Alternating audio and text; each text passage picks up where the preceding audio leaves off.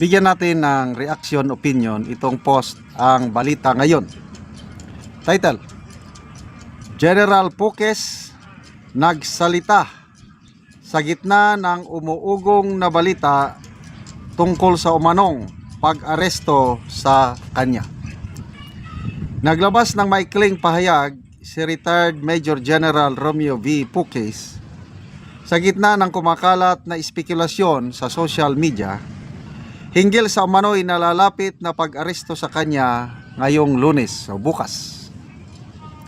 Sa isang maikling ngunit matalim na mensahe, iginiit ng general na ang ugat sa katiwalian ay hindi kapangyarihan kundi ang pananahimik ng mamamayan.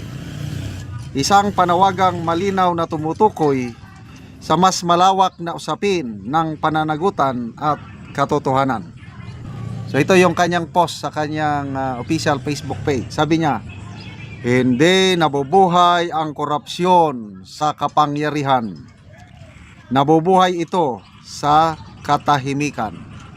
2026 na, huwag tumahimik. Wow, tapang.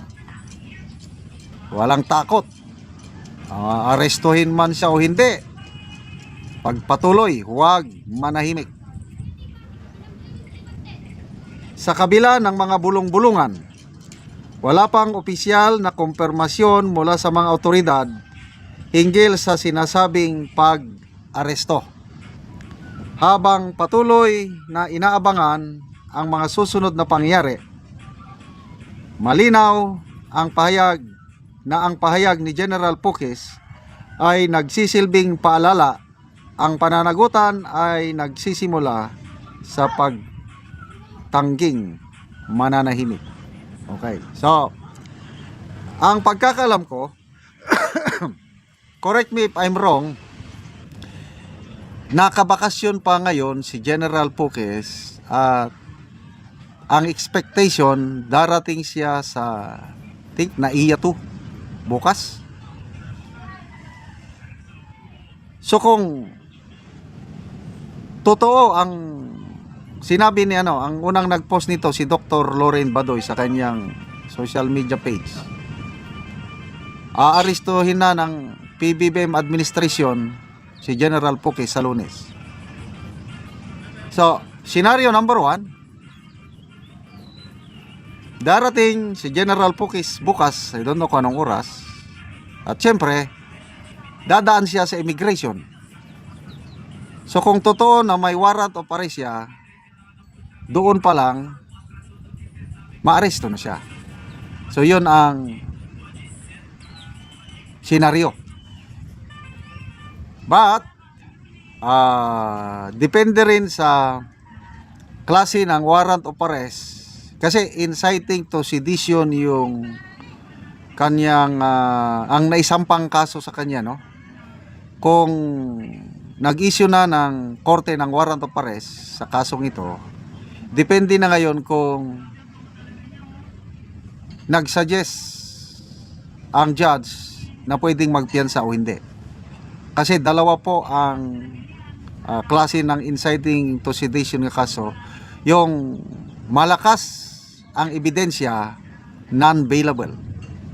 So diretso siya sa kulungan na walang piyansa. Sana naman yung inciting to sedition na kaso sa kanya yung mahinang ebidensya para makapagpiyansa siya. So malalaman natin yan bukas kung matuloy ba o hindi ang kanyang warrant of arrest. So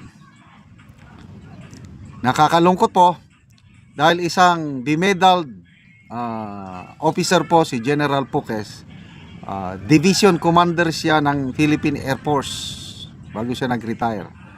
So lahat ng mga piloto sa Air Force, tactical, rescue, fighter, transport, under lahat sa kanya.